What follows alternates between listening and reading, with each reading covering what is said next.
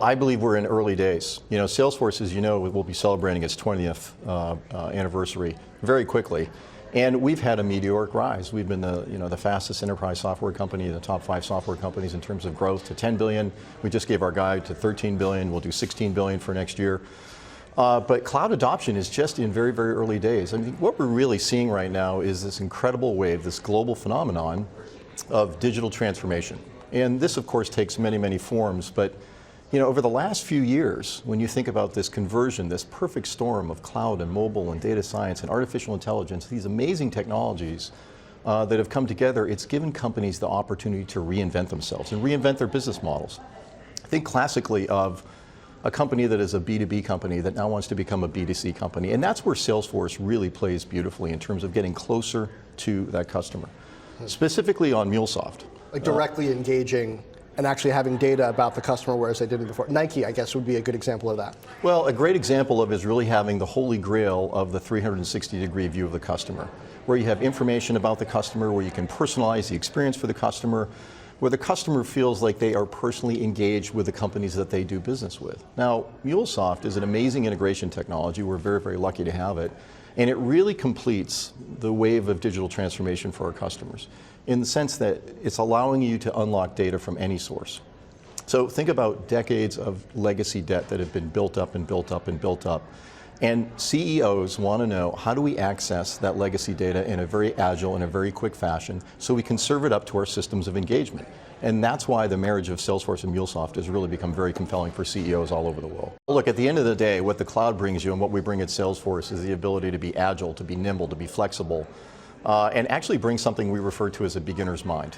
Okay, so completely taking a step back and saying, how do we reinvent, how do we innovate, how do we go quickly? And you can move, because of the technology that's available today, you can move far more quickly than you could in the age of the legacy system. So it starts with that. It starts with bringing a point of view, speaking the language of industry, understanding that talking to a bank is different than a telecommunications company, and these technologies apply in different ways. So I think those are very, very fundamental than what you see with some of the legacy technology companies that are still using the same motion. The second is, again, it's all about trust and making sure that you have a trust-based relationship with your customers.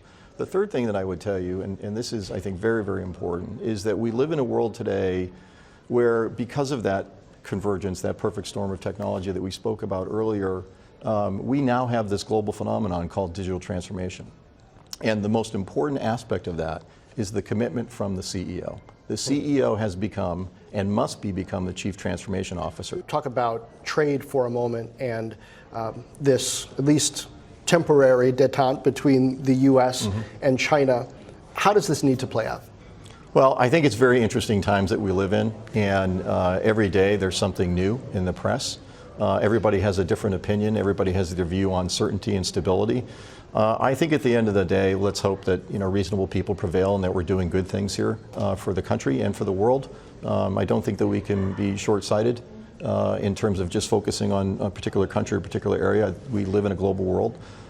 So many things are integrated and intertwined that acting on anything in isolation, I think, has to be thoughtfully looked after. US and China, though, big powers, especially as we enter further into 5G, which is going to drive a lot of cloud usage, a lot of data flowing through systems like Salesforce's. And so I think there's a question around intellectual property in particular. There's a question around access to markets. Whether it's in 2019 or beyond, where's the place where the US and China need to get to?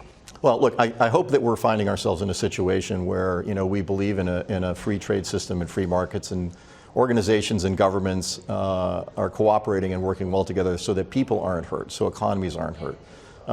The great news about technology is that it removes barriers, right? It reduces barriers, and it gives people the opportunity to access relevant information. It gives people the opportunity to educate themselves, and all of that, I think, is good for equality. It's good for the economy. And let's hope that cooler heads prevail and we figure this thing out with China.